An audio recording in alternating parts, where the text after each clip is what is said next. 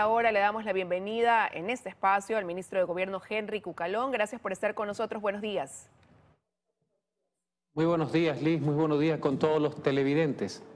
Ministro, tal y como se preveía, la comisión que investigó el caso Encuentro en la Asamblea recomendó el juicio político del presidente de la República, pero dijo esto de aquí básicamente por atentar contra la seguridad del Estado y la administración pública. Es decir, cambió la causal, pero el fin se mantuvo. Bueno, un mamotreto que constituye un atentado contra la razón y el sentido común. Han tratado de jugar con las causales cual ruleta. Y en esa ruleta han puesto ayer traición a la patria y después de la arremetida de la opinión pública, de la burla que constituyó semejante aseveración, ahora también juegan con otros factores y supuestos actos de corrupción que bajo ningún concepto están vinculados con el señor presidente de la República. Por eso ese informe, que debió constituirse en una herramienta para que abone y que sume una investigación seria por parte de la Fiscalía General, merece nuestro más absoluto rechazo. Usted decía el día de ayer, previo a conocer cuáles iban a ser las resoluciones de esta comisión, que eran conjeturas de medio pelo hablar de traición a la patria por parte del presidente de la República. Y parecería que la bancada social cristiana coincidió con su criterio, porque fue el legislador de esa bancada el que promovió retirar eso como una causal. No tenía ni pies ni cabeza. Absolutamente un absurdo. Y usted comprenderá que han venido jugando, tratando de hacer calzar una situación inexistente con el tema de las causales. De hace algún tiempo anunciaron un juicio político sin saber cuál mismo era la acusación.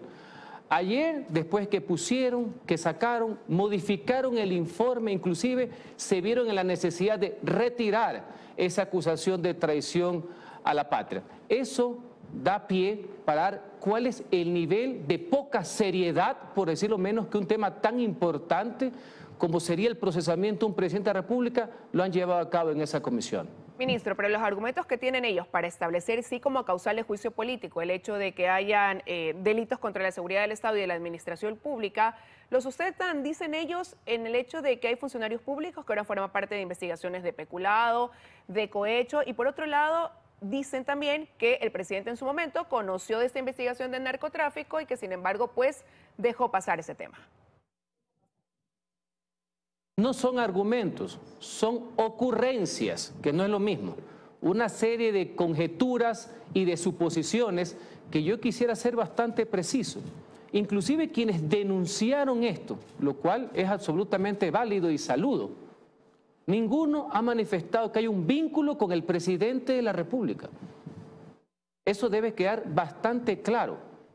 De ahí, querer tratar de llevar adelante un proceso de supuestos actos de corrupción por lo que pudieron haber cometido bribones que han decepcionado a la fe pública y ojalá sean procesados y juzgados penalmente, pero llevarlo hacia el presidente de la República por la expedición de un decreto ejecutivo en aplicación de una ley donde existen directrices generales, insisto, no es algo serio, no es algo racional, es algo que atenta contra el sentido común.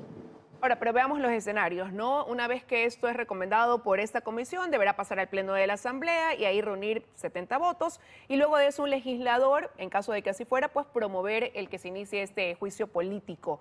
Más allá de la bancada de gobierno, ¿qué gestiones se hacen para contar con otros apoyos al interior de la Asamblea? Mire, el informe como tal es burdo, cae por su propio peso, pero hay una lógica política al respecto y algunos dirán el tema de la fuerza de los votos. Jurídicamente ese informe no es vinculante para un proceso político. La Asamblea Nacional ha sido convocada para el día sábado. Lo analizarán, dirán muchas cosas y puede ser que lo aprueben, pero eso no significa per se, por sí mismo, un enjuiciamiento. Vendrá otra etapa, como lo ha señalado, si algún legislador con el apoyo de 46 firmas hace propiamente una demanda, un libelo, que deberá seguir todo un canal regular. ser aprobado por el Consejo de Administración de la Legislatura. Y vamos a ver si este mamotreto es el sustento de esa demanda, si van a seguir jugando en esta fábula que han creado entre el numeral 1 y el numeral 2 del artículo 129 de la Constitución. Y una vez que el CAL lo califique, tiene que ir a la Corte Constitucional, la institución que mayor prestigio tiene en el Ecuador, donde estoy seguro que prevalecerá el derecho, la institucionalidad y el apego al sentir, a la lógica de lo que es vivir en democracia y en Estado de Derecho, y que eso no será calificado. Ahora, reunir esas 46 firmas que respalden el pedido de juicio político es lo que también se prevé se pueda conseguir al interior de la Asamblea, ¿no? Los números darían cuenta de que sí sería, y algunos han calificado este juicio como un juicio político del correísmo. ¿El gobierno lo ve así también, ministro? Mire, yo jamás he denegado o tratar de eludir la capacidad que tiene el Parlamento de ejercer fiscalización y control político. Eso es correcto. Esa es una atribución, una competencia que tiene la Asamblea. Lo que yo he criticado es cómo han tratado de crear un escenario, tratar de acomodar situaciones, conjeturas para ver cómo cuadran con las causales constitucionales. Eso es importante precisarlo. El tema de los votos, yo ponía el ejemplo para efectos del procedimiento. No dudo que puedan haber o no los 46, eso es un asunto de forma.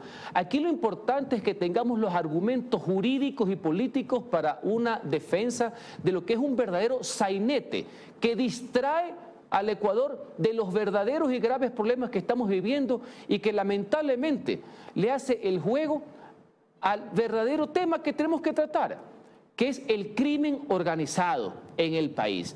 Esos son los grandes temas. Y le voy a poner un ejemplo, Liz. Mientras ayer ponían y sacaban artículos, introducían conceptos de WhatsApp sin prueba alguna, en último momento, ayer, por ejemplo, se aprobó en primer debate en la Comisión de Enmiendas la reforma parcial para que las Fuerzas Armadas del Ecuador puedan intervenir en materia de seguridad interna complementariamente con la Policía Nacional para poder enfrentar en conjunto al crimen organizado. Esos son los grandes temas que nos deberían llamar a la convergencia dentro de las diferencias propias que existen en una democracia.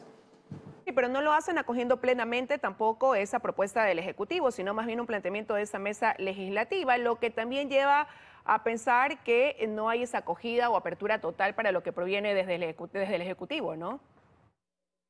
El principio está recogido y yo saludo, porque ayer intervine, de que la Asamblea modifique, ponga alternativas. Ese es el debate. Eso es la colegislación con responsabilidad, pero el principio está intacto. Creo que han mejorado y ahí viene el tema.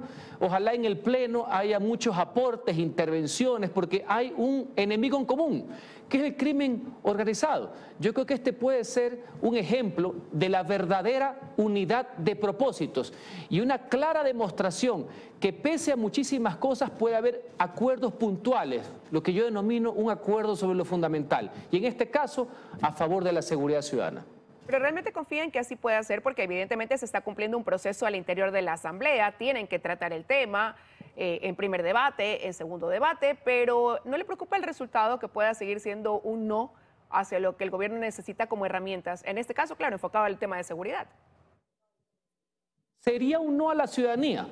El Ejecutivo, el Presidente de la República ha sido la vía para poder presentar este tema. Pero sin estar totalmente confiado, quisiera creer que esta puede ser la demostración del trabajo en conjunto que anhela la ciudadanía. Sin perjuicio que además a lo largo del tiempo todas las bancadas, con algún que otro reparo, y eso es normal, han manifestado su predisposición y estar de acuerdo con el concepto, con ciertas variables, etcétera, que es muy propio de la legislatura, pero todos han estado de acuerdo con el concepto, ¿no?